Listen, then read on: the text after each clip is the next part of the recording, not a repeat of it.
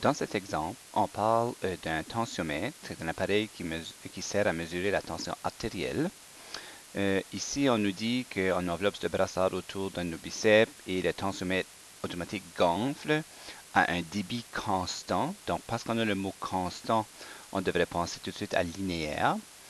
Et on fait ainsi passer la pression de 0 à 160. Immédiatement après, le brassard se dégonfle au même débit constant jusqu'à ce que ce soit à 0 de nouveau. Ça dit que le gonflement et le dégonflement durent 45 secondes au total. Donc, on nous demande de faire un croquis de la situation.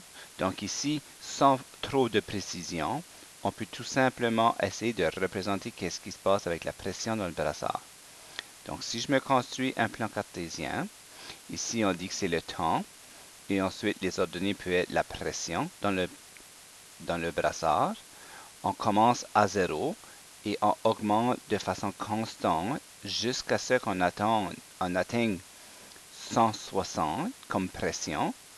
Et qu'est-ce qui se passe ensuite? Il va se dégonfler, de façon linéaire de nouveau pour atteindre le 0. Donc, puis tout ça, ça a duré 45 secondes. Donc, voilà la situation, le croquis qui représente cette situation. Donc, avant d'aller répondre les autres questions, on peut regarder et étudier le graphique qu'on vient de tracer et voir si on ne peut pas trouver d'autres informations.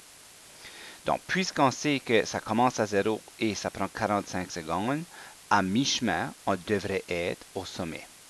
Donc, la moitié de 45, c'est 22,5.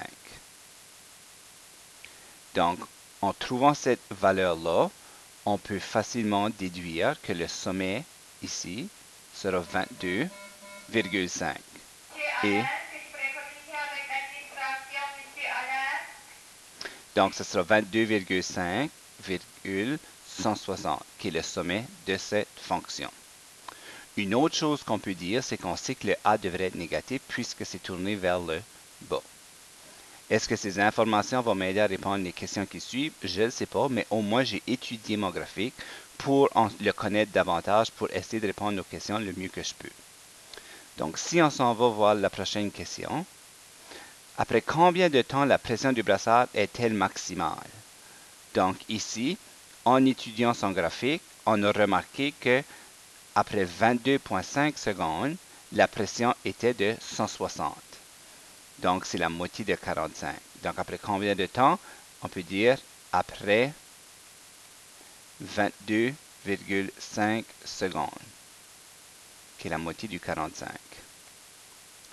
Ensuite de ça, quelle est l'équation reliant la pression du brassard au temps écoulé depuis le début de son gonflement? Donc, puisqu'on cherche la pression par rapport à un temps, on sait que ça va être A, valeur absolue de x moins h, plus k, puisqu'on a une valeur absolue. On connaît notre sommet. Le sommet, on l'a trouvé tantôt, c'était 22,5 et 160. Donc, si on place ce sommet dans la formule, on obtient la pression à un moment donné va être égal à A, valeur absolue de x moins 22,5 plus 160.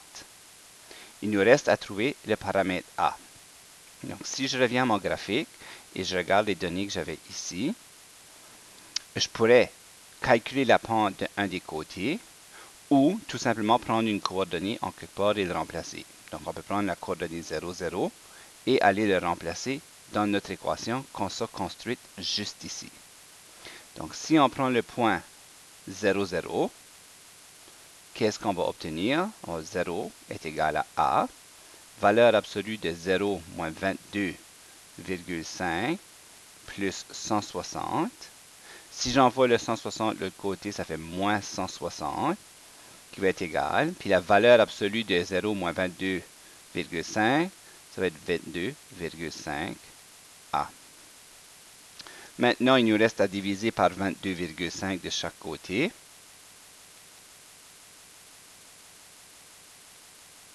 Et on obtient que la valeur de A va être égale à moins 7,1. Donc, l'équation que l'on cherchait, c'est la pression à un temps donné.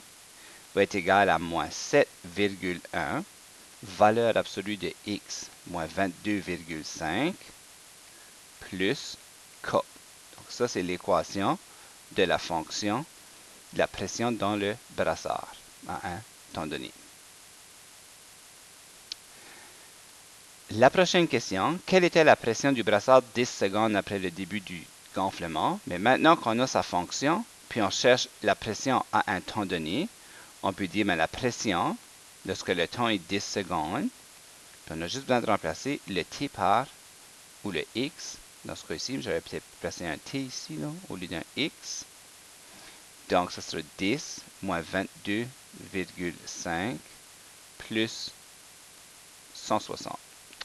C'est 160 qui va ici, c'est pas k, excusez. Donc, si on calcule, on devrait arriver avec moins 7,1. 10 moins 22,5, ça fait moins 12,5, la valeur absolue, plus 160.